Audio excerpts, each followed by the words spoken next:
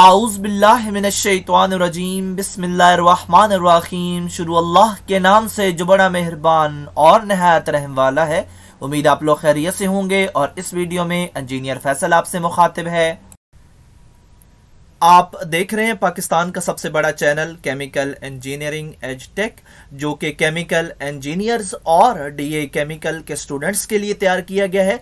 इस चैनल में chemical engineering के मुख्तलिफ सब्जेक्ट्स जिसमें industrial chemical process, industrial stoichiometry, chemical engineering, organic chemistry, mathematics, engineering informatic topics के अलावा इंडस्ट्रियल इंटरव्यूज़ के लिए शॉर्ट क्वेश्चन आंसर के लेक्चर्स भी शामिल हैं।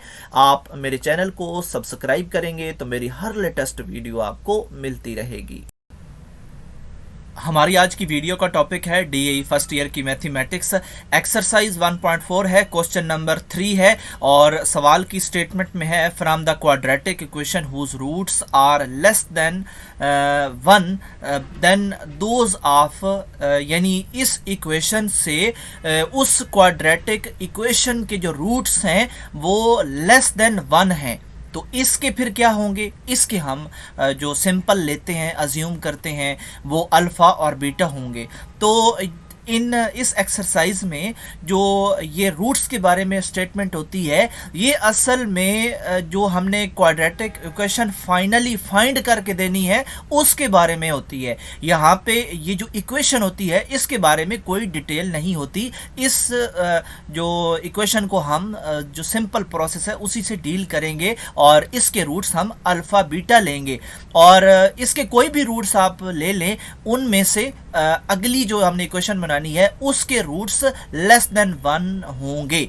तो अगर हम इसके अज्यूम करते हैं कि अल्फ़ा और बीटा हैं तो फिर इस हिसाब से हम इसको आगे ट्रीट करते हैं।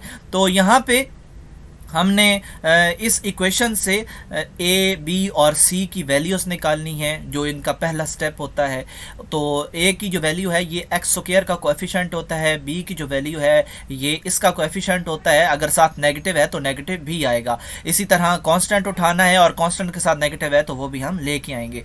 फिर इस इक्वेशन के बाद इन वैल्यूज़ को निकालने के बाद तीसरा स्टेप क्या होता है, सम और प्रोडक्ट के फार्मूलाज में इन वैल्यूज़ को अप्लाई करना। तो यहाँ पे हम बी और ए और सी की वैल्यूज इस से लेंगे और यहाँ पे इनको फिट करेंगे तो हमारे पास जवाब आ जाएगा। अब जो रूट्स के बारे में इंफॉर्मेशन है वो हमें सवाल दे रहा है। इन रूट्स के बारे में हमें इंफॉर्मेशन इस सवाल ने नहीं दी, इनको हमने सिंपल तरीके से हैंडल करना है और फिर इन्हीं की बेस पे हम अगले रूट्स बनाएंगे। तो जो भी हमने यहाँ पे रूट्स लिए हैं, चाहे अल्फ़ा बीटा है, चाहे पी क्यू है, जो भी हम लेंगे, अब हमने उसमें से एक कम करना है और हमारे पास दूसरी इक्वेशन के रूट्स बन जाएंगे। तो यहाँ पे हमने पहले अल्फ़ा लिया था तो अब एक कम करना है, लेस 1, तो लेस 1 एक कम कर देंगे, इसी तरह बीटा से भी एक कम कर देंगे। तो अब हमारे पास रूट्स आ चुके हैं। तो हमारे पास दो किस्म के काम होते हैं, या तो हम जिस तरह पहले पोर्शन में था इक्वेशन से हम ये रूट्स की वैल्यू मालूम करें, या फिर हमें रूट्स अवेलेबल हों तो उससे हम इक्वेशन बनाएं।